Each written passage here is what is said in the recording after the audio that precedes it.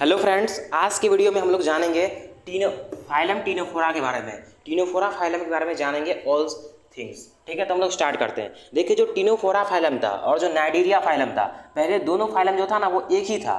दोनों फाइलम को मिलाकर बोलते थे सिलेंट्रेटा। लेकिन बाद में क्या हुआ ना, कुछ कुछ फीचर्स जो थे वो टीनोफोरा के और नाइडीरिया के दोनों के मैच नहीं खा रहे थे, इसलिए दोनों फाइलम को अलग अलग क्या किया गया, डिवाइड कर दिया गया। टीनोफोरा फाइलम को अलग सेपरेट कर दिया गया और सिलेंट्रेटा फाइलम को अलग सेपरेट कर दिया गया, क्योंकि दोनों के जो कुछ कैरेक्टरिस्टिक्स थे ना वो मेल नहीं खा रहे थे। जैसे जो नाइडोसिल होता है, नाइडोसिल जो होता है एक प्रकार का स्टिंगिंग सेल्स होता है जो कहाँ पाया जाता है, तो नाइडीरिया फाइलम में, ठीक है ना। लेकिन जैसे बात करते हैं टीनोफोरा फाइलम का, तो टीनोफोरा फाइलम में क्या पाया जाता है, बायोल्यूमिनेसेंस पाया जाता है, मतलब उसका जो बॉडी सरफेस होता है वो चमकदार होता है, लेकिन वो नाइडीरिया में नहीं पाया जाता। तो इसी कुछ जो फीचर्स थे उसकी वजह से दोनों फाइलम को सेपरेट कर दिया गया। ठीक है, पहले दोनों फाइलम एक ही थे और दोनों का नाम क्या था, सिलेंट्रेटा था।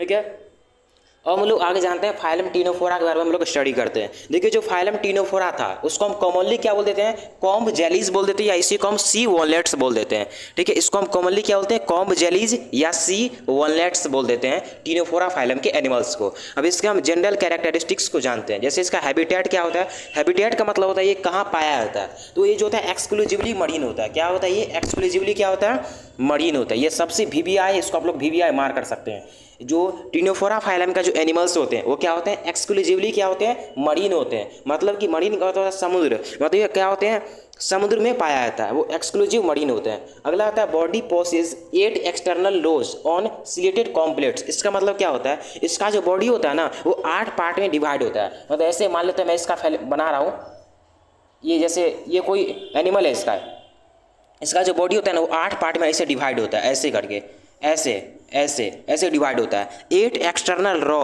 एक्सटर्नल का मतलब होता है आउट, बाहर में होता है, अंदर में नहीं होता है। क्या होता है बॉडी में क्या होता है, इसका 8 क्या होता है, एक्सटर्नल क्या होता है, रॉ होता है, रॉ दिखा दिया। और इसकी रॉ के ऊपर में क्या होता है ना, सिलेटेड क्या होता है, कॉम्ब प्लेट्स होते हैं। कॉम्ब का मतलब क्या होता है, कंघा, कंघी, कंघा का कब लोग जानते हो, कंघा।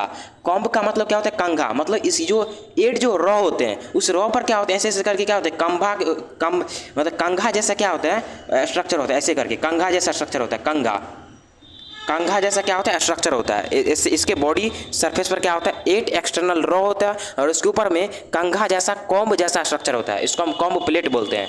और जो ये इसके नीचे में जो ये धागा धागा से दिख रहा है ना, इसको बोलते हैं सिलिया। क्या बोलते हैं, इसको हम सिलिया बोलते हैं। ये क्या होते हैं, सिलिएटेड कॉम्ब प्लेट्स होते हैं, विच हेल्प कर इन किसमें, लोकोमोशन है, मतलब ये किसमें हेल्प करता है, लोकोमोशन में हेल्प करता है। इंपॉर्टेंट है, ये जो सिलेटेड क्या होते हैं, कॉम्ब प्लेट्स होते हैं, वो हेल्प करते हैं किसमें, लोकोमोशन में हेल्प करते हैं। अगला आता है बायोल्यूमिनेसेंस। इसी सब फीचर की वजह से इसको अलग कर दिया गया था। बायोल्यूमिनेसेंस का मतलब होता है एमिशन ऑफ लाइट, मतलब इसके बॉडी सरफेस पर क्या होते हैं, जो लाइट जो होते हैं वो लाइट होते हैं। ठीक है, फिजियोलॉजी में देखते हैं डाइजेशन। इसका डाइजेशन कैसा होता है, तो इसका जो डाइजेशन होता है ना वो एक्स्ट्रा सेलुलर भी होता है और इंट्रा सेलुलर भी होता है। मतलब इसका डाइजेशन जो होता है वो बॉडी सरफेस के बाहर भी हो सकता है और सेल के अंदर भी हो सकता है।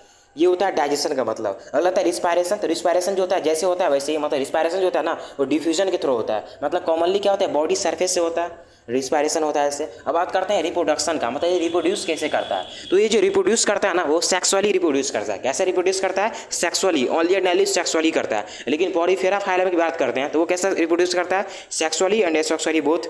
और बात करते हैं सिलेंट्रेटा की, वो भी कैसे करता है, रिप्रोड्यूस करता है सेक्सुअली एंड एसेक्सुअली बोथ।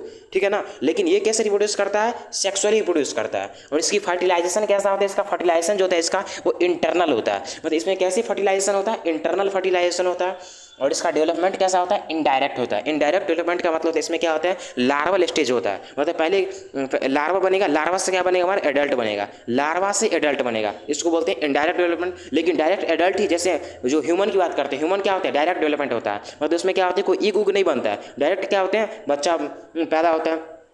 लेकिन इसमें क्या होता है, पहले लार्वा बनता है, जैसे मेढक में पहले लार्वा बनता है, फिर लार्वा क्या बनता है, एडल्ट बनता है, उसी को बोलते हैं इनडायरेक्ट डेवलपमेंट। ठीक है, अब इसके एग्जांपल को पढ़ते हैं। एक एग्जांपल में क्या आता है, तो इसके एग्जांपल में आता है प्लूरोब्रैकिया आता है और टीनोब्लैना आता है। ये थे दो इसके एग्जांपल्स। ठीक है, तो इस वीडियो में हम लोग जाना फाइलम टीनोफोरा के बारे में। ठीक है, तो मिलते हैं अगले वीडियो में, तब तक के लिए बाय बाय, थैंक यू।